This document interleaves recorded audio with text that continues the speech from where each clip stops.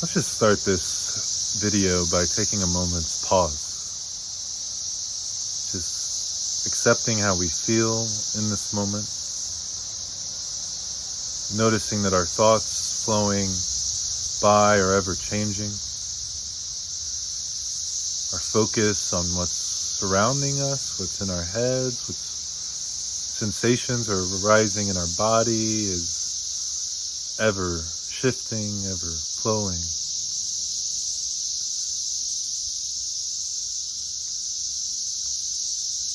Take this moment to take a few deep breaths just to center yourself, and I'll do the same. Noting that our idea of ourselves is just that, a picture. The sense of, oh, this is me, that we all tend to pull out of our pockets every few seconds or few moments at times, is just that, a picture. Doesn't tell the whole story, nor can it.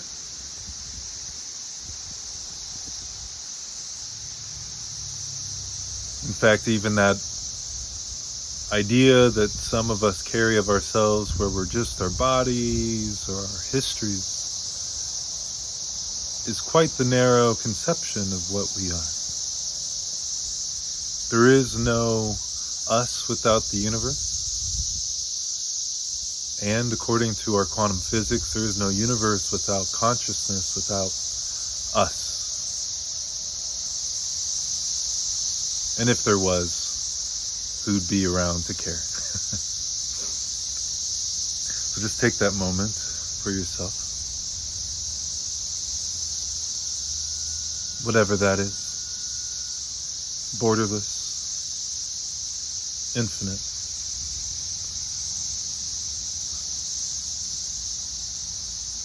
The ends of the universe conspire for your next breath just as much as the air around you does. Maybe not so clearly directly, but all of it's connected, all coming from the same source, the same universe, the same quantum physics, the same interconnected particles, same types of particles, same general wavelengths across the spectrum. Indeed, the person across the world from you has the same general feelings, even often the same fears and thoughts and projections and hopes, desires, happiness sources.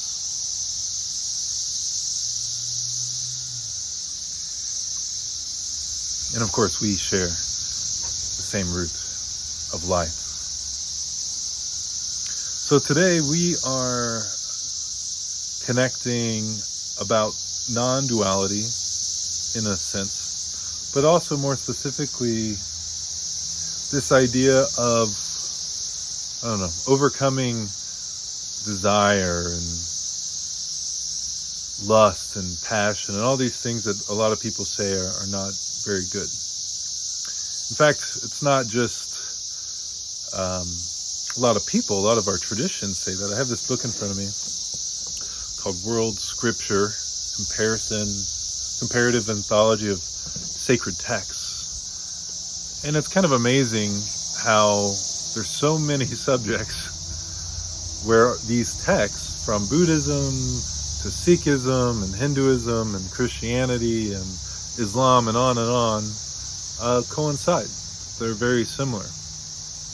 Now, sometimes it's a peripheral text that's used. In my tradition, you could say my tradition anyway, one of my traditions, Swedenborgianism, the letters of Paul are peripheral because they're not really in our Bible, funny enough. Not in the Swedenborgian idea of the Bible, because the mystic Swedenborg didn't include the letters from Paul or from James for that matter, etc. His New Testament was very short.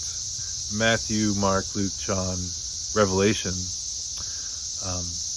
And yet there's so many similarities even between Swedenborgians, who have this certain idea of Christianity, and other Christians that vary to other mystical Christians that are more similar to Swedenborgianism, to mystical Hinduism, which is a lot of Hinduism, unless you take it very literally, mystical Islam, mystical, etc., to New Age spiritualism, which was largely inspired by a lot of Swedenborgians, funny enough. So there's a lot of similarity, and yet, when I think about non-duality, I think about letting go of maybe our compulsive need or desire, you could say another desire, to get rid of desire, to get rid of all these passions and lusts, you could say, addictions, all these different things that a lot of traditions point out aren't very helpful. So I think there's two things we have to hold here, which is that yes, a lot of our over desiring of things, or covert, as is often the case, isn't healthy for us. And some part of our minds have to recognize that for us to grow. And some part of our will has to kind of gain enough evidence if it's needed, or gain enough impetus to start to overcome some of the things that are keeping us at a lower vibration, which are often these desires, these kind of wanton, overrun desires. But what's funny about that is sometimes we have so much desiring of something because we've been told, well, that thing you can never desire. So it's kind of crazy, but religion and taking this really good advice too far, a sage of some kind, some kind of awakened being often has told us that this is not healthy, which some part of our minds have to know to start to overcome often. A lot of things we overcome just because the Lord is gracious, the lady, the divine, just helps us and we move on. A lot of things can happen that way. In fact, sometimes we have to pray for that to happen to get over something. But some things it will take a little more willpower, seemingly so. And yet religions have taken those sage sound advices, I don't even know the plural of that word, advice, and kind of forced it too far, because we tend to have certain things that scare us more than others, maybe things that are a little too close to home, we don't want to see in ourselves, and if we're a religious teacher, we project that onto other people and say, you can never do this is the worst kind of sin. And we've seen that with homosexuality, we've seen that with lust of other kinds. Not that homosexuality is the lust, but it can be taken there. We've seen it in greed. We've seen it in regards to selfishness, etc. So taken too far.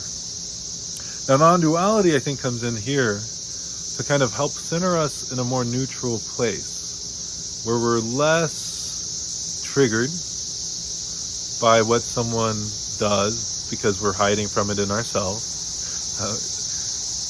News report, news flash, often we're triggered by things we don't want to see we have to deal with. Whether it's come up yet or it will come up, we're triggered by things that we'll have to kind of accept in ourselves at some point, in some way or another,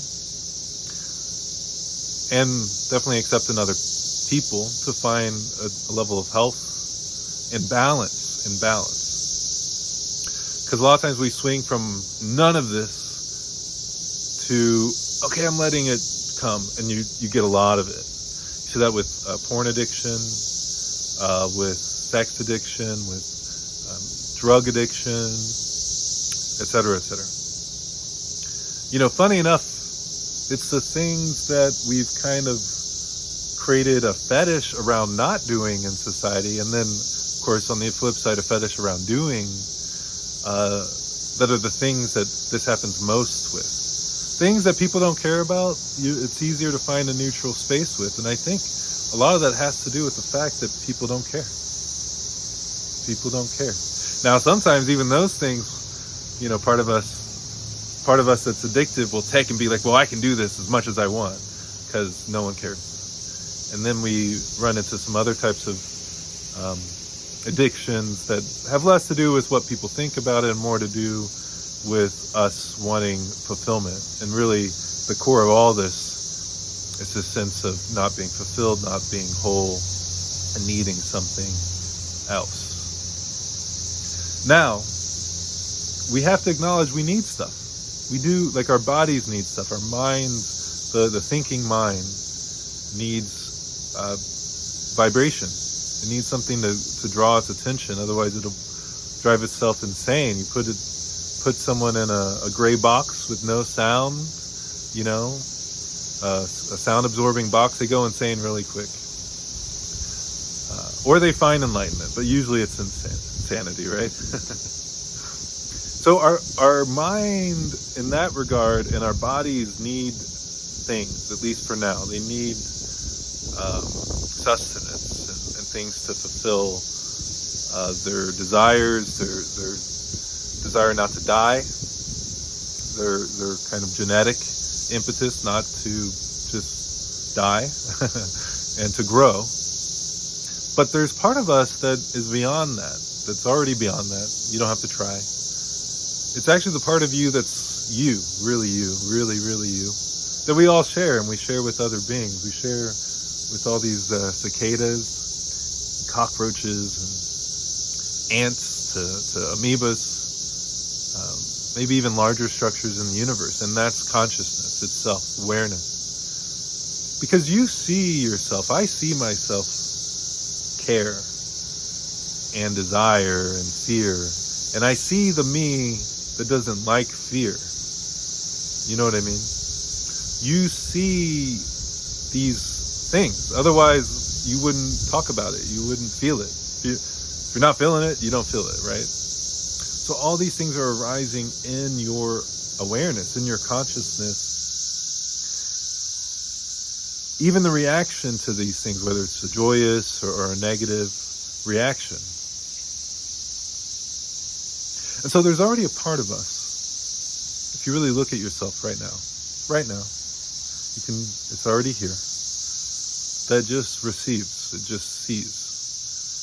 It sees, for example, me talking to a camera, hoping that it helps empower someone, doing it because it's my work as well. And also noting how important it is and how important it's been for this mind-body to kind of overcome some of its challenges. And so it feels a need to share or a desire to share. But that one that sees the real core of this being called Kori often, does not need. It does not need, does not care, actually, doesn't care. It's neutral, very, very, very neutral. It doesn't matter what kind of pain Kori's going through, it sees the part of the mind that cares about pain arise. Otherwise, wouldn't be a thing. There could be pain. If there's part of me that doesn't care, then I just get pain. Some people love pain. It's true. Some people love certain kinds of pain. Some people love certain types of drama that the rest of us are like, really? You're going to do that kind of thing in your dating love life? Wow, okay. Well, you must love drama, or you must love some other aspect of that, because that's too much for me. So there's a part of us that reacts with some kind of interest, but we see that. So we've been taught as a culture to identify with that part of our minds and other parts of our mind, our thinking mind, our identification as a person. And yet really when you get down to it, our core self is non-dual in the sense that there's no binary. of good or bad. It just receives. It's like, okay.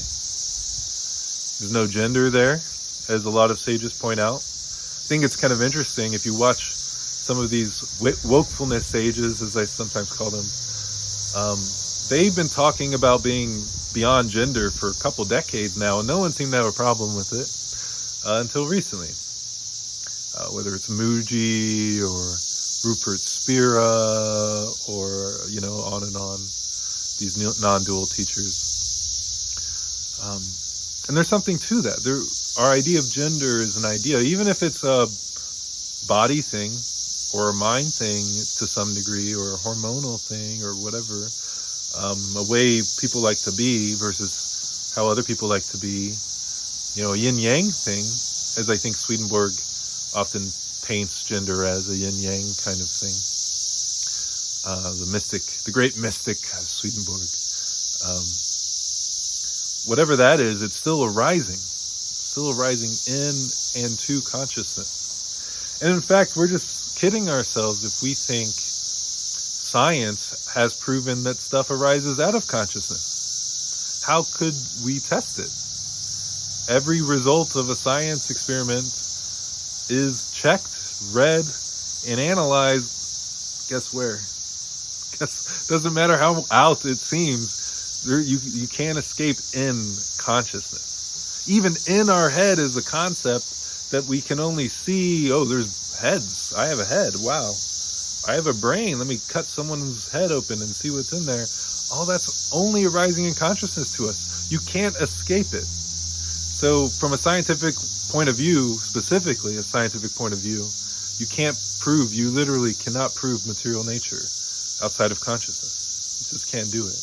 And crazy enough, in quantum physics, we know from our more seemingly material science, which still only arises in consciousness, you need consciousness to solidify points. Otherwise, things act all wave-like, but not even just wave-like, but also in multiple places at one time. Ooh, science is mystical. Ooh. Oh, I hate mysticism. That's why I hate science. I want to see someone like that. That's a real anti-mystic. But here we are. And we create facades of ourselves. We can't help it. Because an idea of a self is a facade. It's a facade. Of a limited self is a facade. And so we come in and out of that state. We find a little more connectedness often out in nature. So it's good to connect with a pet or a tree, some grass. And I don't just mean that kind of grass. I mean grass, although, there's something to be said about cloves and other things on the ground growing instead of grass. We definitely don't have enough fruit trees and food trees. What kind of place do we live in that's not the kind of tree we're growing? We're more concerned about all the rot than we're concerned about grocery prices. Wow. We're in insanity made manifest, but even that is just going through a wave process.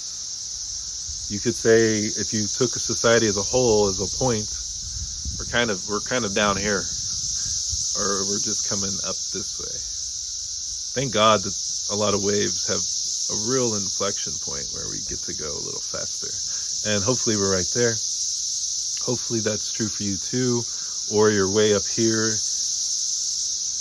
And really, I think to really ride the wave as a person, to ride the wave, you almost have to let parts of your being, parts of society, parts of the earth, parts of the universe have its low point. There's no creation without the wave. Wave is everything. Literally everything is a wave. What's material? Oh, it's an atom? It's energy? What's the atom?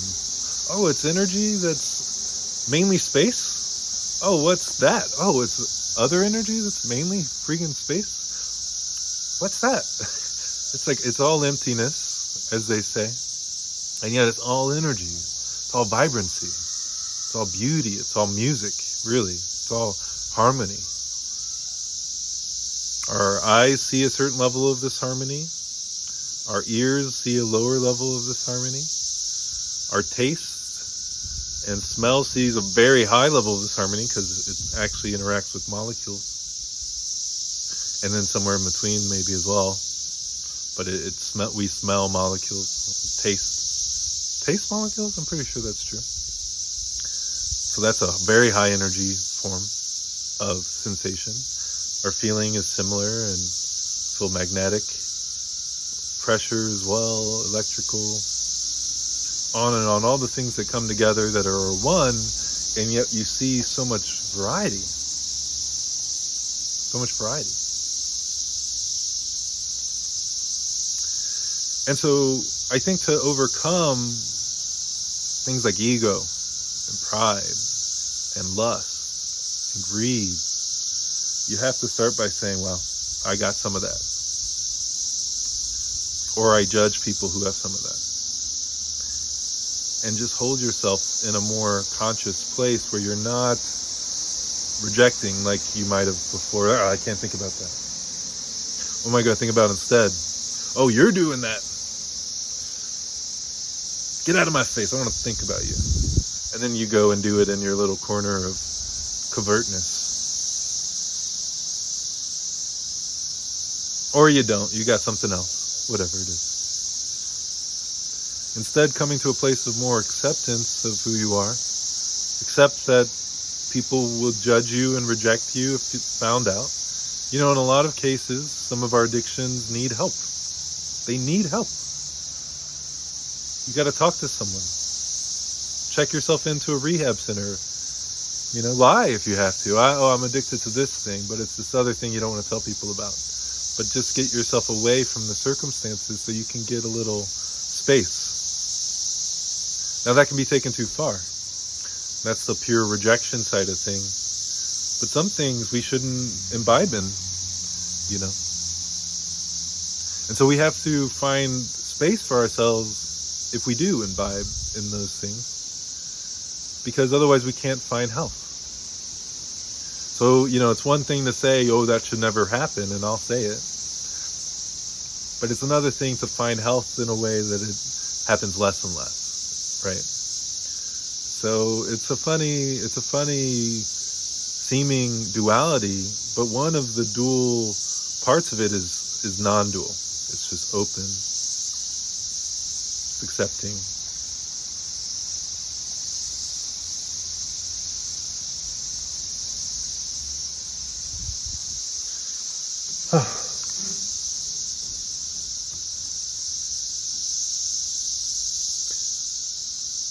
And so accept yourself. Accept what you're going through, what you're thinking, how you're behaving. I'll try to do the same with myself and you as well. Note that there's a like love, kind of like a love at the root of awareness. It's not needing things. It's not wanting even things, really. It can have like a manifestation. It's a kind of want almost. But it's not really wanted. It doesn't need it. And the more we come in tune with that part of ourselves that are non-dual, we can overcome these addictive things that keep us at the bottom of the wavelength, that longer than we need to be. We're gaining energy there. Let's hope for the spring back. That maybe takes us a few levels higher so that the next time we're down here, it's not as dark, it's not as low.